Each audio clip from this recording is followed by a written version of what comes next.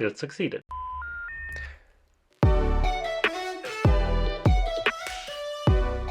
Hello and welcome to part 2 of the iMessage clone in SwiftUI. In part 1, we covered the channel list and how we can create and implement it using the Stream Chat SDK. In part 2, we will cover the message list and everything that comes with it. Specifically, this video will include 5 parts. First will be a project overview. We will look at what we've done so far and where you can find the project on GitHub. Second, we will start off with the real implementation using the channel header. This will be pretty similar to the one we used in the channel list, so you will see similar concepts there. Third will be the message view itself.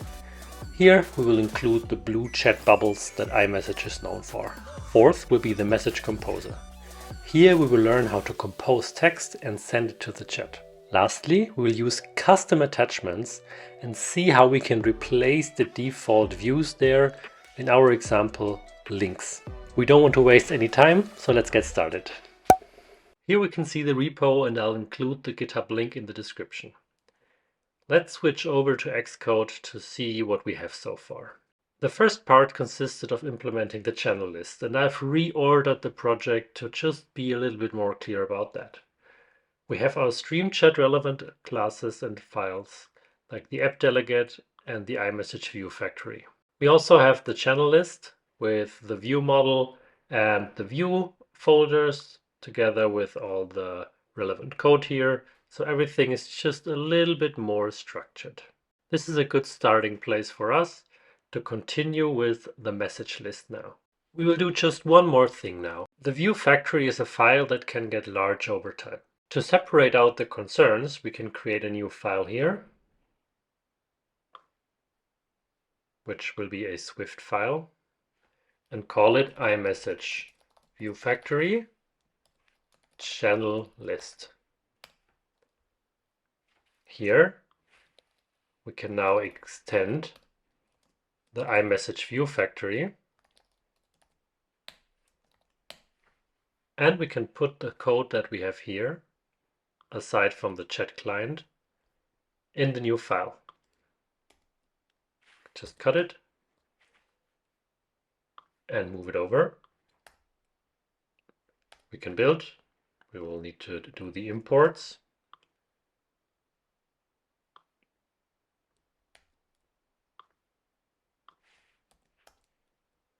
Build again. And now the build succeeded, and we can see we have a nice separation here of the iMessage view factory class and the code that is relevant to the channel list itself. As you might have guessed, we will continue with creating one for the message list as well, and we have nice separation of the relevant code without getting stuck with a file that gets too large. Now that we have seen how the project looks like, we will start with the channel header. We will take 3 steps there. First, we'll create the view model, then the view, and then the modifier that uses the view and is incorporated in the view factory. The procedure will look pretty much the same as it did for the channel list. So let's dive right in. Before we start, let's have a look at how the end result should look like. On the left, we have the messages button that takes us back to the channel list. In the middle, we have this icon of the thread and the name. And if we click on that, an info box will appear for the channel info. On the right, we have the video icon for starting FaceTime calls. We'll not implement this, but we will prepare the solution with a sheet coming up from the bottom. So if you want to include video, we also have guides for that. And I'll include that in the description of the video as well. All right, this is how the end result will look like. So let's get started with the implementation. We will start off by creating the folder structure first. So we will create a new group here, call it message list. Move that right here. And then underneath, we will create 2 new groups, one with a view and one for the view models. Now in the view models, we will create a new file, which will be a Swift file, and it will be the message list header view model. Now this requires a few things. First, let's add the imports. Next, we will create a observable object which will hold two published properties. One, the header image, and second, the name of the channel, because we need both of them in the header. So let's do this. In the init function of the view model, we will initialize both the header image and the channel name. We will need two of the utility functions from the StreamChat SDK here, namely the utils and the chat client. So I will write the code and then I'll explain what it does. So we're initializing the view model with a channel. Then we are using the channel header loader to load the image for the specific channel.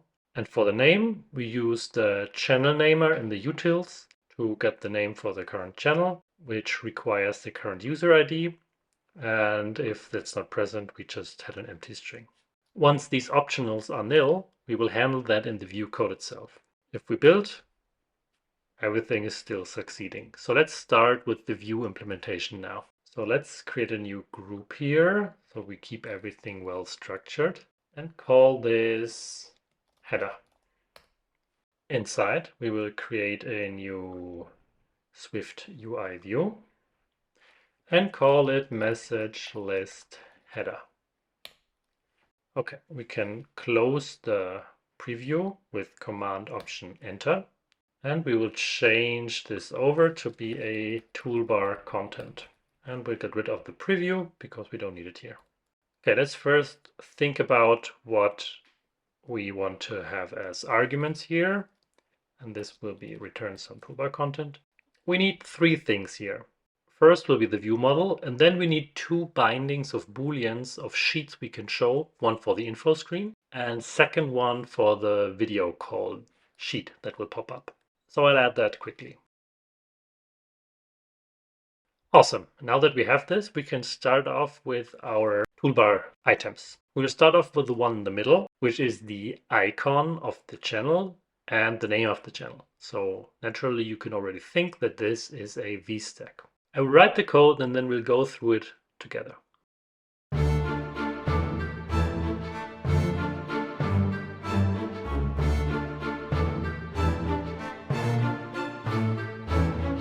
There was quite a bit to unpack here, so let's look at this. We selected the principal placement, which means this is the toolbar item that is shown in the middle. It consists of a button, which is toggling the isInfo sheet shown binding that we have. The label is a VStack with the spacing 4. We use the header image from the view model if it's there, and if not, we'll show a circle. The second part of the VStack is actually a HStack of the channel name, or unknown if we don't have it, and an image of chevron right, which we give proper sizing. Everything has a small padding at the bottom. The second toolbar item that we will place on the right side is going to be much easier. So let me quickly implement it and then I'll show you.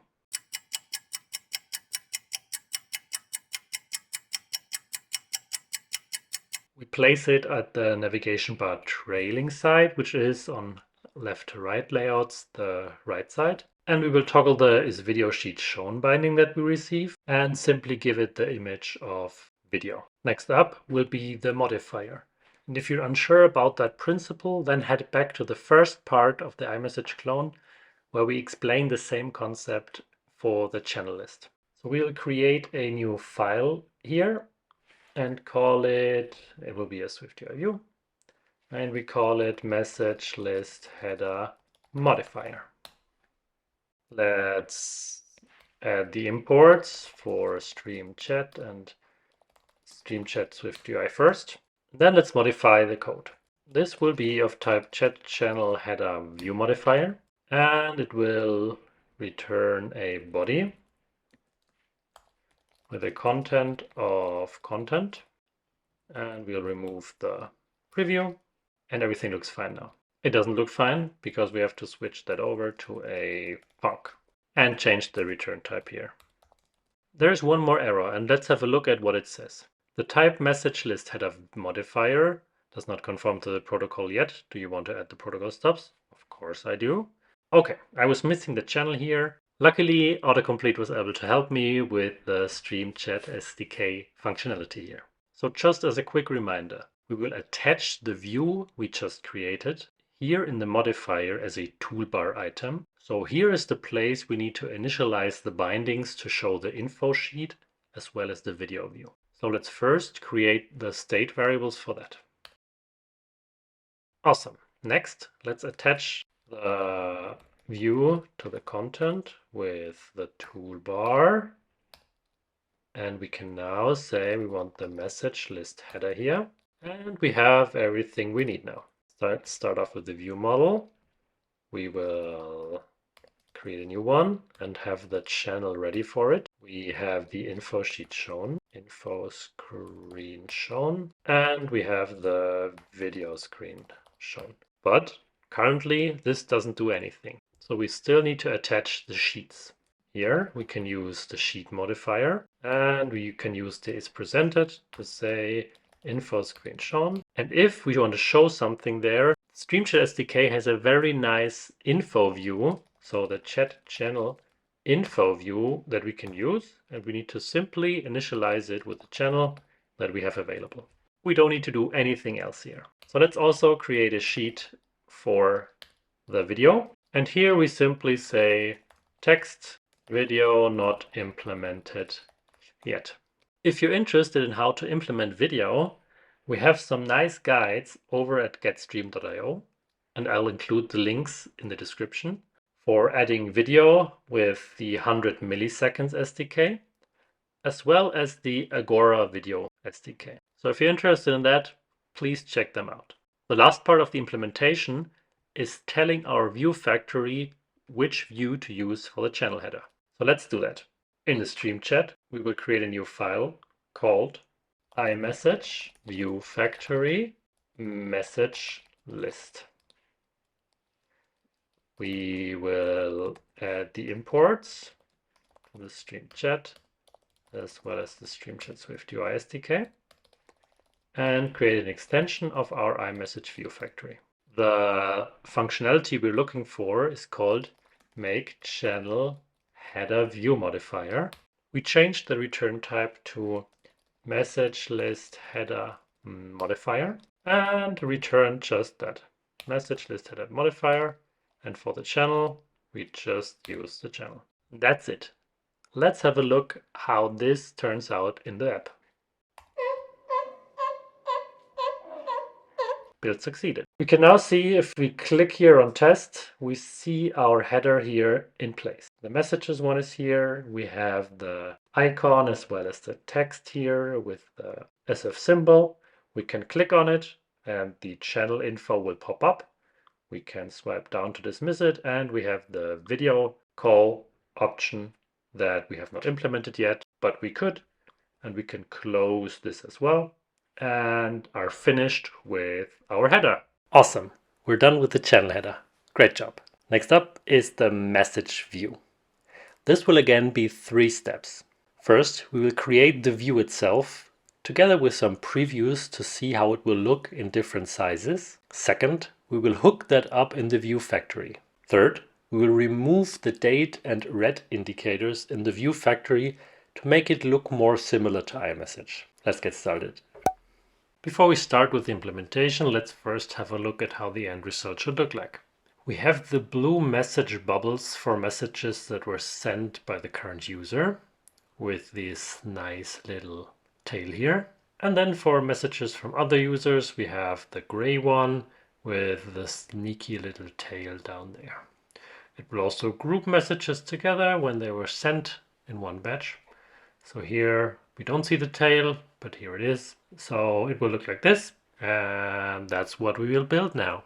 We will start off by creating the view itself. For this we need 2 assets, which are the tails that I just showed you. So I have them ready here. They're actually PDFs, and I will copy them over to Xcode in the assets folder, and you can get them from the repository.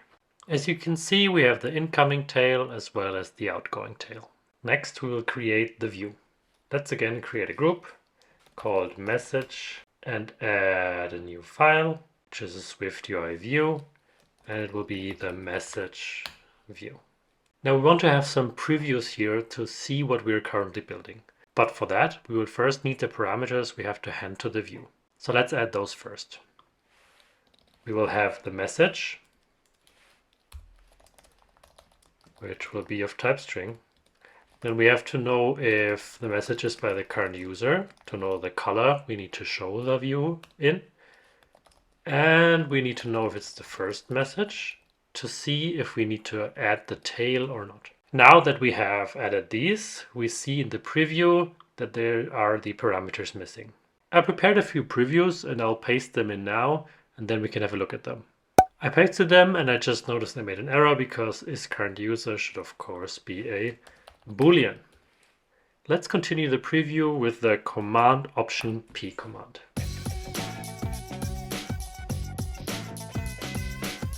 It's there. Nice. We see the previews and this is how we can work now. We can already see there's different color schemes and even more, but we'll see those once we build up the view. So let's do just that. The view itself is a really simple one actually, because it's basically a text view that has the current message. Well, you already see on the right that it updates, but of course that's not the look we're going with. But we need to do some more. So let's add a few modifiers and I'll quickly do that and then we can talk about that after that. Awesome. This worked. So let's resume the preview here. Give it a little bit more space. And you can see, like we see the message with the tail here, This is blue. This is gray. We see the nice color schemes. So what did we do? Let's close the preview to focus on the code. So first we added the foreground color, which is the text color. And if we have the current user, it will be white because it's better readable on the blue background. Otherwise, the primary text color. Then some horizontal and vertical padding. The background will be of the color blue if we have the current user, or of color secondary system background if it's the other participants of the chat. We'll do the background in a rounded rectangle with a corner radius of 20. And we will add as a background with an alignment the outgoing tail or the incoming tail, depending on if it's the current user. We're using the trailing or the leading edge to show the tail. And we're doing some rendering mode template to change the color depending on if it's the current user, blue, or another user, gray. If it's not the first message, then we will show nil because then we don't want to show the tail to group messages together. Awesome. This code is really straightforward and nothing spectacular is happening there. So the next step is to add this in the view factory. So let's open it up, go to the message list here, and the function we need is called make message text view. Let's structure that to make it look a little bit better.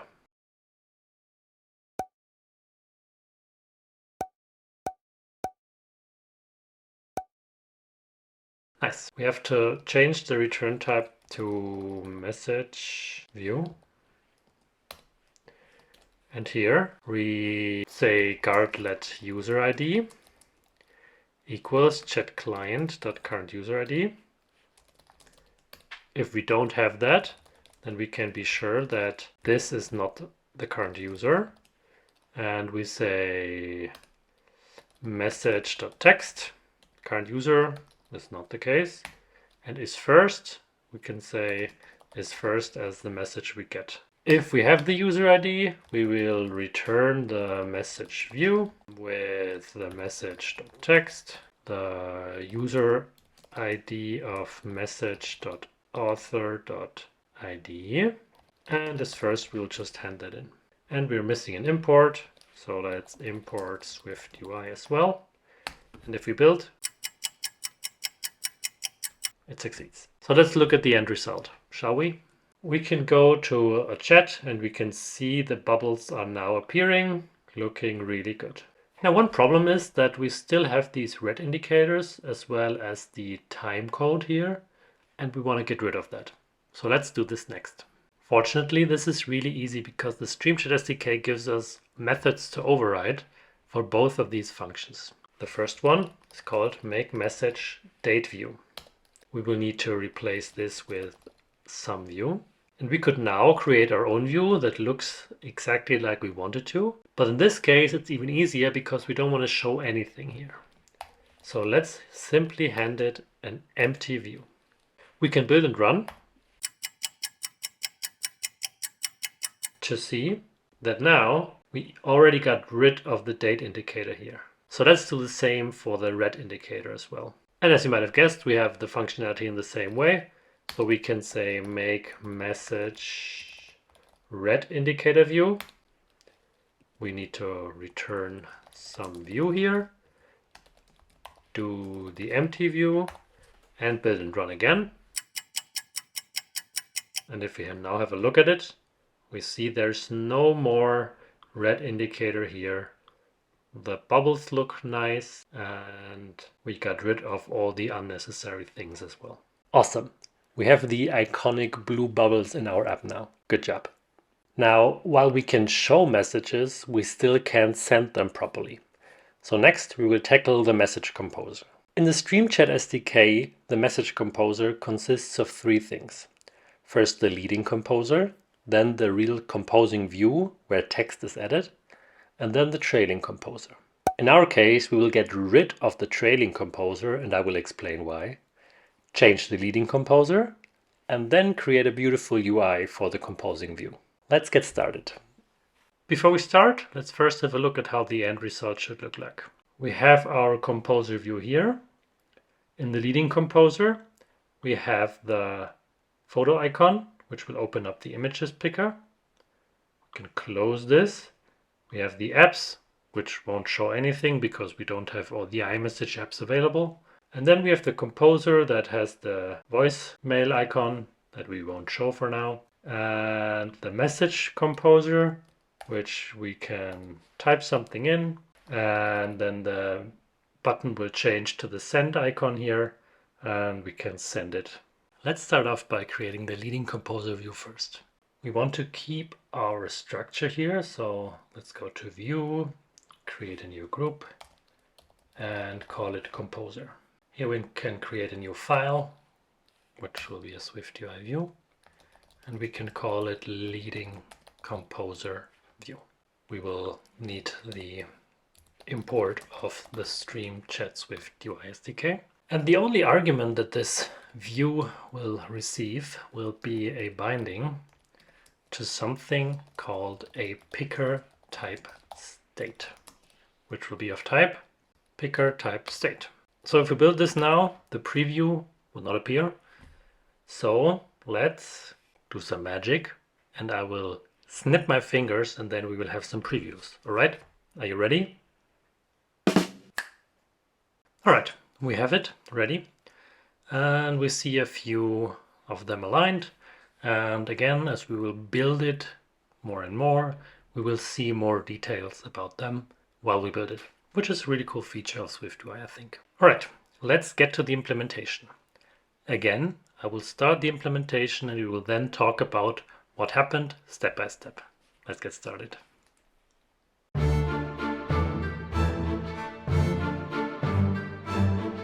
All right, let's get through what we've done here. We did a switch statement over the picker type state. It can either be in the expanded state or in the collapsed state. If it's collapsed, we show the close button. If not, we switch over the attachment picker type, which can be either none or one of the other three. If it's one of the other three, we show the close button. I've created a function to create the close button because we reuse it here and here. And all it does is it creates a VStack with some spacing and a button, which is an X to mark the close action, and we'll just change the picker type state to the expanded.none, which will leave us here. In this case, we create an HStack with some spacing and two buttons. The first button is the camera button. If this is clicked, it will change the picker type state to the expanded view with the .media option. It does this with an animation. In the other case, the button will change the picker type state to expanded.none, which is the same state as before, so we won't do anything basically. And here we use an image which is called store, which we haven't imported yet. So let's do that after that. And this is basically the App Store iMessage app functionality, which we don't implement here because it would break the scope to implement every iMessage app that's out there. So let's add the image last. Go to assets. We have the assets here. And let's pick up the store, drag it in, and you can already see it. And if you want to grab it yourself, then please head to the GitHub repo and clone it. Then the store PDF will be there. Okay, so if we now take a look at the previews, again, Command Option Enter, and unpause them, Command Option P. One thing we're noticing is that the App Store icon is not showing up for the light mode. This is because we forgot something, and let's fix this. Because the store icon is present, but it's showing white. So we want to change the rendering mode here to say template. Beautiful. Now it shows up, and we can change it because the template means that it will adopt to the color we set here. You can already see in the previews here that I started to indicate the main composer view. But of course that's not the finished design, so we will do that now. Let's create a new file in the composer folder, make it a SwiftUI view, and call it composer input view. We will have two parameters here. The first one will be a binding, and this will be the input. So if the user has some input, we will get this handed over as a binding of a string. The second one will be an action, which will be of type string, and it will return void. This is the send action we use. We will also have a helpful state variable, which we will call show not implemented alert, which will be false at the beginning. But we will show this once the user clicks on the waveform button, because we are not planning on implementing this in that video. Let's continue to implement the view body here, and I will do that once again, and we will talk about it afterwards. So please give me 10 seconds to implement that.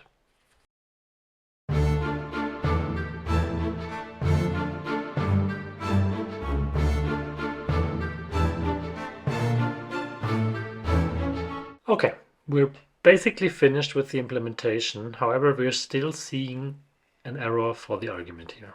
Of course, we can do our best to summon previews, and we all know how to do it by simply doing this. That's better. Let's open up the previews to see how our solution looks first, and then we'll go over the code. This has a very cool look to it, with the waveform and the button to send and the message. So let's go over it. But we need more space, so let's do it like this. All right, so at the heart of it, there's an H stack. The alignment is center, some spacing inside, and we have the text field that the actual message consists of. We have then the input check. If it's not empty, we will show the button here, and that reacts to the send action. And after the message is sent, the input gets empty again. And if we don't have any input, we will show the waveform circle. If somebody clicks on that, we will show the not implemented alert to let the user know that we haven't found time yet to do this. And then we do some padding and overlay the capsule here, which gives it the nice look with the stroke border here. This is what we had to do. So let's integrate this in the View Factory. Let's head over to the View Factory to do this. The first function we will override is the message composer that we just implemented. So to be more specific, the make composer input view function. It gets a bunch of arguments. What we want to do here is to return the composer input view, give it the input binding, which is the text. And for the send, we will do a unknown self and the message. And once we receive the send action from the view, we will first make sure that we have a channel ID here. If we don't have that, we'll return. In a real app, we should definitely handle the error case better, but for this demonstration purpose, it's fine to just do this. And we don't need the binding here. And if we have the channel ID, we will use the chat client to get the channel controller for the channel ID. And if we have that, we will create a new message with the text of message. Everything else will be handled inside of the composer input view itself, because there we will reset the input. One thing you see is that we have a channel ID here, and it cannot find it because we didn't create it yet. So let's do this. We want the channel ID here. So let's create a variable here called channel ID, type channel ID, which is an optional. Now we need a place to set the channel ID so that we know which channel to send the message to. To do this, we will head over to the channel list extension of the iMessage view factory. And we will have a look at the iMessage channel list item. Because if we do this, we get an onItem tab function here. And we can use this to set the channel ID in this case. We head to the document and we make the onItem tab the last option as a parameter. If we do this, this will fail now, but we can use a trailing closure for that. So let's do just that. We will remove this and make this a trailing closure, and we can assign the channel ID here because we will get the chat channel in. We can set this to be the chat channel dot channel ID, and then we can call the onItem tab as before. So we won't change anything from the functionality here. We just restructured our code to get notified when the channel ID is set so that we know it and we can send the messages right away. If we build now, everything works. So let's see how that looks. We have the channel again, and we can now look at this composer here, and we see our input view looks nice. The leading composer has not been replaced yet, and the trailing composer is something we need to get rid of. So let's do that next. To do this, we head over to the view factory of the message list, and we have two more methods that we need to override. The first one is make leading composer view, which will return. You can use some view here, and we will return the leading composer view. And for the picker state, we simply hand in the state. And we want to get rid of the trailing composer view, and we already saw how to do this with the empty view functionalities. So let's do just that. For the make trailing composer view, we return the empty view.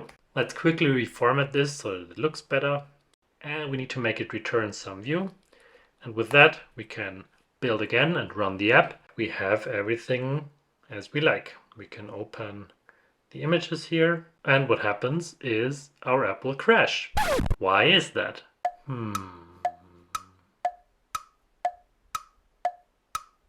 Well, if we want to use images in our apps, we need to add this to the plist file. So let's head over to the iMessage clone, the info.plist, and add somewhere a NS photo library usage description key saying in order to send images, we need to access them. So we basically need to tell Apple inside of our project that we want to use images, and this way the user will get asked if they grant us access. So let's run the app again. We head over to test, open this, and we can click it and close it. And if we say something here like, this is a test message, we can send it and it will get sent. Notice, however, that the closing indicator here is not yet shown. So let's fix this. Let's head over to our project again, check the leading composer view, and I already see that we misspelled this here. So if we say xmark.circle, everything shows up as expected. With that, we can send messages to the chat and show them properly. Of course, chat does not come only in text. There can be images, videos, voice messages, and many more. In the Stream Chat SDK, you can replace many of those directly, and if you need others, you can even create custom attachments yourself. We will show you the example of how to replace the link previews to look more like they look in iMessage. This will only need a few lines of integration code that we can freely create the view we want to inject there. So let's do this. We will start off by creating the link view first and then integrating it in the view factory. So if we go to view, we can go create a new group called attachments and create a new file, which is a SwiftUI view, and call it link view. We will need to import the Stream Chat SwiftUI SDK and the Stream Chat SDK as well. We will also need Nuke as well as Nuke UI. We will have two parameters here. The first one will be the link attachment of type chat message link attachment. And the second one will be a width of TJ float. With that we can work, and let's first get rid of the preview here. We don't need it for this one. And I will now implement it, and you can watch me do it, and then I'll explain what I've done.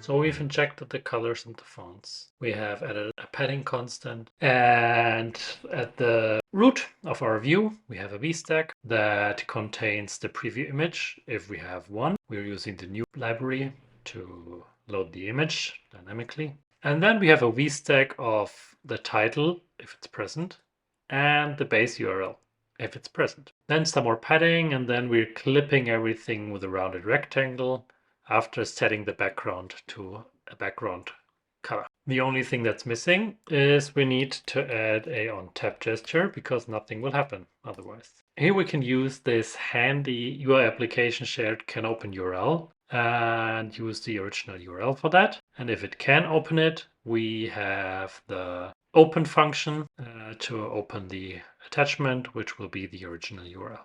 If we run this code now, nothing will happen because we still have to implement the method in the view factory. So let's head over there and see how to do this with the make link attachment view that will return some view. And we just create a root zstack. And now we say if message.linkAttachments is empty, we say a text of link not available.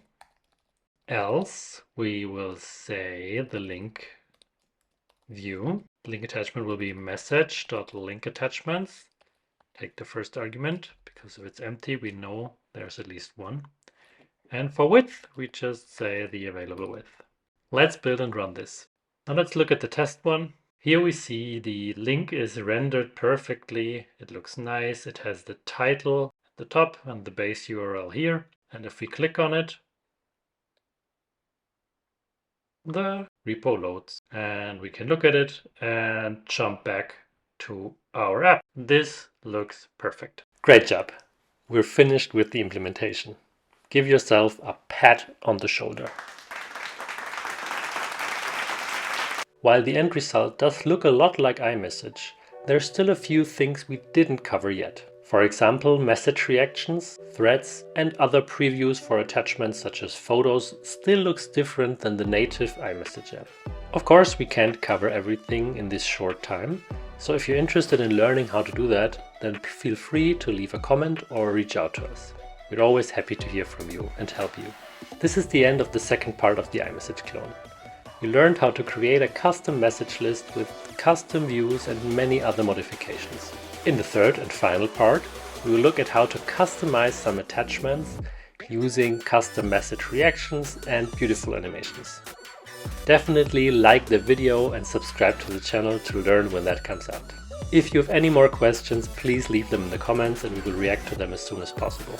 Thanks for following this video, and I wish you a great rest of your day. Bye bye.